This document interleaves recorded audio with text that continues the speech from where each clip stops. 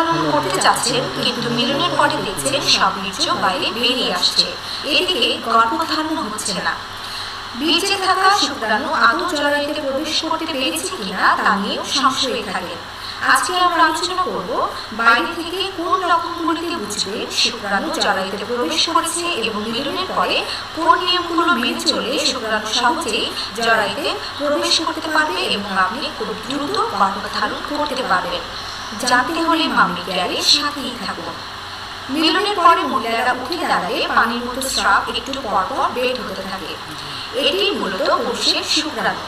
পুরুষের বীর্যে লক্ষ লক্ষ শুক্রাণু থাকে, যা মিলনের পরে সার্ভিক্স বা জরায়ুর বেশিরভাগই ভেতরে চলে যায়। আর কিছু থাকে যা পানির মতো স্রাবের আকারে বাইরে বের হতে থাকে।